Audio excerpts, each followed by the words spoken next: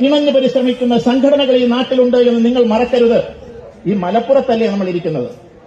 നിങ്ങളോട് ഞാൻ പറഞ്ഞു തരണമോ എന്താണ് ഈ നാട്ടിൽ നടക്കുന്നതെന്ന്? ഉണരൂ, ഉണർന്ന് പ്രവർത്തിക്കൂ, ചിന്തിക്കൂ. നാളത്തെ നമ്മുടെ ഭാവി ബംഗ്ലാദേശിലുള്ള ഹിന്ദുവിന്റെ ഭാവി ആകരുത്. പാകിസ്ഥാനുള്ള ഹിന്ദുവിന്റെ അവസ്ഥ ഈ കേരളത്തിൽ ഉണ്ടാകരുത്. നമ്മുടെ പള്ളിയുടെ അയൽവാസിയായ സഹോദര സമുദായത്തിൽപ്പെട്ട ഒരു ചേച്ചിയുടെ മകള് കിഡ്നി സംബന്ധമായ പ്രതിസന്ധി കാരണം ഡയാലിസിസ് ചെയ്തുകൊണ്ടിരിക്കുകയാണ്. ചികിത്സക്ക് പണമില്ല എന്ന് പറഞ്ഞ് നമ്മുടെ മുൻപിൽ അഭ്യർത്ഥനയ്ക്ക് വേണ്ടി വന്നിട്ടുണ്ട്. പോകുന്ന ആളുകളെല്ലാം ഒരാളും ഉപേക്ഷ വിചാരിക്കരുത്. കയ്യിലുള്ളത് അവരെ കൊടുത്ത് സഹായിക്കണം. നമ്മുടെ ഇന്നത്തെ ടോപ്പിക് ഇതാണ്. ഏത് മനുഷ്യന്റെയും പ്രശ്നങ്ങളും പ്രതിസന്ധികൾക്കും നമ്മളൊരു തണലാകുന്നു പോകും. 70 കൊല്ലം പള്ളിയിൽ ഇഅ്തികാഫിന്റെ കൂലി കിട്ടുമെന്ന് ആദരവായ നബിയുനാ മുഹമ്മദ് മുസ്തഫ സല്ലല്ലാഹു അലൈഹി വസല്ലം. അതുകൊണ്ട് ആ 70 കൊല്ലത്തെ ഇഅ്തികാഫിന്റെ കൂലി കിട്ടാൻ വേണ്ടി നിങ്ങളുടെ കയ്യിലുള്ള അള്ളാഹു നിങ്ങൾക്ക് തന്ന നിഅമത്തിൽ ഒരു വിഹിതം നമ്മുടെ സഹോദര സമുദായത്തിൽപ്പെട്ട ആ കുട്ടിയുടെ കിഡ്നി അതിന് ഡയാലിസിസ് സംബന്ധമായ ചികിത്സക്ക് വേണ്ടി നിങ്ങൾ കൊടുക്കണമെന്ന് ഒരിക്കൽ കൂടി അഭ്യർത്ഥിക്കുകയാണ്. അള്ളാഹു തൗഫീഖ് നൽകുമാറാകട്ടെ. എല്ലാ ഹിന്ദുക്കളും ഉണർത്തിക്കും, മുഴുവൻ ഹിന്ദുക്കളും ഉണർത്തിക്കും. അപ്പോഴും ഒരു കാര്യം വിചാരിക്കണം, നിങ്ങളെ ശ്രവിച്ചുകൊണ്ടിരിക്കുന്ന ഹിന്ദുക്കളല്ലാത്ത പാവപ്പെട്ട അനേകായിരം വരുന്ന ഹിന്ദുക്കള് പള്ളിമുറ്റത്താണ്. ഇത് കൊടുത്തിട്ട് പറയില്ല. മനുഷ്യൻ അവൻ അനുഭവിക്കുന്ന പ്രതിസന്ധിയും പ്രശ്നങ്ങളും മനസ്സിലാകാത്ത നിങ്ങളൊക്കെ പോലുള്ള ആളുകൾ നിങ്ങളുടെ മുമ്പിൽ ഇരിക്കുന്ന മനുഷ്യരോട് പറഞ്ഞു കൊടുക്കുന്നത് മുസ്ലിങ്ങളെ സൂക്ഷിക്കണം, മലപ്പുറം സൂക്ഷിക്കണം. മനുഷ്യന്റെ പ്രശ്നം അതല്ല സ്വാമി. മനുഷ്യന്റെ പ്രശ്നം എന്നുള്ളത് വിശപ്പ്, കടം, രോഗം, ഇങ്ങനെ തുടങ്ങി 100,000 പ്രശ്നങ്ങളാണ് മനുഷ്യൻ അനുഭവിക്കുന്നത്. അതിനിടയിലാണ് നിങ്ങൾ മുസ്ലിം എന്ന് പറഞ്ഞ് രാവിലെ പോലെ ഇറങ്ങുന്നത്. ഇത് കണ്ട, ഇതെന്റെ ഭരതമോള്. നിങ്ങൾക്ക് ഞാൻ പലപ്പോഴും എന്നെ ശ്രമിച്ചുകൊണ്ടിരിക്കുന്ന ആളുകൾക്കൊക്കെ അറിയാം. ഇത് കണ്ട, ഈ വീട് കണ്ട നിങ്ങൾ, ഇതെന്റെ ഭരതമോടെ വീടാ. ഇതിനകത്ത് 99% ഫണ്ട് തന്നിരിക്കുന്നത് മുസ്ലിമീങ്ങളാണ്. ആ കുട്ടിയുടെ പിതാവ് മരണപ്പെട്ടു പോയി, കടം കാരണം മരണപ്പെട്ടു പോയ. അവരുടെ അമ്മ നമ്മളെ വന്ന് കാണുകയും അത് സംബന്ധിയായുള്ള പ്രശ്നങ്ങൾ മുഴുവൻ പറയുകയും സമൂഹത്തോട്, അല്ലെങ്കിൽ പ്രത്യേകിച്ച് പള്ളിയിലടക്കം പിരിവ് നടത്തിയിട്ടാണ് അവരുടെ ഈ വീട് വെച്ചുകൊണ്ടിരിക്കുന്നത്. ഏകദേശം പൂർത്തിയാകാറായി. നിങ്ങൾക്ക് ഇപ്പോഴിതേ പറയാനുള്ള, നിങ്ങൾക്ക് ഇതേ സംസാരിക്കാനുള്ള, മനുഷ്യർക്ക് മടുക്കുന്നില്ലേ? മനുഷ്യർക്ക് വെറുപ്പ് തോന്നില്ലേ? ഈ വെറുപ്പിന്റെ അധ്യായങ്ങളും ഈ വെറുപ്പിന്റെ അധ്യാപനങ്ങളും തന്നെ ഈ സമൂഹത്തോട് പറഞ്ഞതിൽ എന്ത് ഗുണം? എത്ര ഹിന്ദുക്കൾ ഇതുപോലെ പ്രതിസന്ധി അനുഭവിക്കുന്ന മുസ്ലിമീങ്ങളും ഉണ്ട്. മുസ്ലിമീങ്ങളും ഇല്ലെന്നല്ല പറഞ്ഞു. ഈ നാടെന്ന് പറഞ്ഞാൽ ക്ഷേത്രോത്സവം കഴിഞ്ഞ് ബാക്കി വന്ന പൈസ കൊണ്ട് മുസൽമാന്റെ കടം തീർത്ത നാടായത്. പള്ളിക്കമ്മിറ്റി അമ്പലക്കമ്മിറ്റിയും കൂടെ ചേർന്ന് കിഡ്നി രോഗിക്ക് വേണ്ടി പിരിവ് നടത്തിയ നാടായത്. അങ്ങനെ 100,000 സംഭവങ്ങൾ നമ്മുടെ നാട്ടിൽ ദിനം പ്രതി നടക്കുന്നു. അതുകൊണ്ട് എന്റെ സ്വാമിയോട് എനിക്ക് സ്നേഹത്തെ പറഞ്ഞു, നിങ്ങൾ കുംഭമേള തുടങ്ങിയപ്പോൾ തന്നെ ആരാണ്ടേക്ക് അച്ഛനും വാപ്പാക്കും ഒക്കെ വിളിക്കുന്നുണ്ട്. കുംഭമേള തീർന്നപ്പോഴും ഇങ്ങനെ വിളിക്കും. ഒരു ഭാഗത്ത് ശോഭ സുരേന്ദ്രനും പറഞ്ഞ് വളരെ മനോഹരമായി, യു.പിയിൽ നടന്നതിനെക്കാട്ടി മനോഹരമായി കുംഭമേള മലപ്പുറം ജില്ലയിൽ തിരുനാവായി നടന്നു. എന്തെങ്കിലും പ്രശ്നങ്ങളുണ്ടോ? എന്തെങ്കിലും ബുദ്ധിമുട്ടുണ്ടോ? ആദ്യഘട്ടത്തിൽ തടസ്സമുണ്ടാക്കിയതൊക്കെ ഗവൺമെന്റ് നിയമപരമായ പ്രശ്നങ്ങളല്ലേ, ഗവൺമെന്റിന്റെ ഭാഗത്തു നിന്നുള്ള തടസ്സമല്ലേ?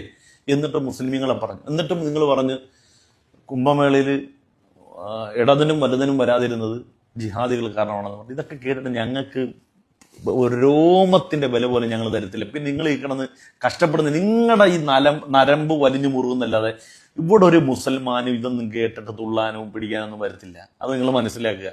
ഞങ്ങൾക്കൊക്കെ വേറെ പണിയുണ്ട്. ഞങ്ങൾക്ക് 100,000 കാര്യങ്ങൾ വേറെ ഉണ്ട്. എന്തുകൊണ്ടാണ് ഈ സമൂഹം ഇങ്ങനെ അധപ്പതിച്ചു പോകുന്നതെന്ന് പറഞ്ഞാൽ ഇതാണ് കാരണം. ഇതൊറ്റ കാരണം. നിങ്ങളെ സംബന്ധിച്ചിടത്തോളം ഹിന്ദു സമൂഹം അനുഭവിക്കുന്ന പ്രശ്നങ്ങൾ നിങ്ങൾ അഡ്രസ് ചെയ്യുന്നില്ല. മുസ്ലിമീങ്ങളെ സംബന്ധിച്ചിടത്തോളം ഏറെക്കുറെ, ഇപ്പൊ ഷജീല ടീച്ചർ അടക്കം പറഞ്ഞില്ലേ, ഒരു റമദാൻ വരുമ്പോൾ തന്നെ മുസ്ലിം സമൂഹത്തിന് എത്ര ലക്ഷം രൂപ, എത്ര കോടി രൂപയുടെ സക്കാത്ത് ഫണ്ടാണ് ഇവിടെയുള്ള നിർധനരായ ആളുകളെ കയ്യിലേക്ക് എത്തുന്നത്. പലതരത്തിലും മുസൽമാന്റെ ഏതൊരു ആഘോഷത്തിലും അപരനൊരു ആശ്വാസം നൽകുന്നുണ്ട്. ഉണരൂ, ഉണർന്ന് പ്രവർത്തിക്കൂ, ചിന്തിക്കൂ. നാളത്തെ നമ്മുടെ ഭാവി ബംഗ്ലാദേശിലുള്ള ഹിന്ദുവിന്റെ ഭാവി ആകരുത്. എല്ലാരും ഉണരൂ, വേഗം ഉണരൂ, ഉണരൂ, ഉണരൂ. അമ്മേ, എന്തായി കാര്യങ്ങളൊക്കെ? വീടിന് പണി വിടാൻ പോരാ അല്ലേ? ഓ, സന്തോഷം. എടാ എന്റെ കൊച്ചെന്തേ പോയാ? കേറുന്നില്ല, പോട്ടെ, കേറുന്നില്ല ആണല്ലേ? എന്തൊക്കെയുണ്ട് പിന്നെ വിശേഷങ്ങള്?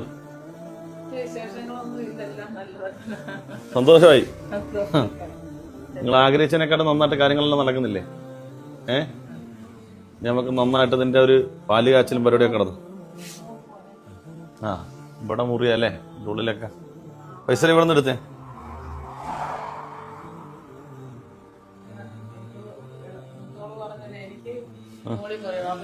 എനിക്ക് പഠിക്കണം അവിടെ, ബാത്റൂമും മുറിയും വേണം. അങ്ങനെ രണ്ടുപേരും കൂടി നേരം ഇവിടെ വഴക്കിരുന്ന് കേട്ടു. അപ്പൊ അവിടെ കൂടെ മുറി എടുക്കുന്നുണ്ടല്ലോ അല്ലേ? ബാക്കി കൂടെ പറഞ്ഞിട്ടുണ്ട്. എല്ലാം നടക്കും, എല്ലാം സന്തോഷത്തോടെ നടക്കും. നമുക്കൊരു ചെറിയ പാല് കാച്ചൊക്കെ വെക്കണം. ആ ഇനി അമ്മ ഇവിടെ നല്ല മുറി കിടക്കൂലേ, സന്തോഷമായിട്ട് കിടക്കൂലേ, എല്ലാം സന്തോഷത്തിലാവും. ഇവിടം വരെ ആക്കാമെങ്കിൽ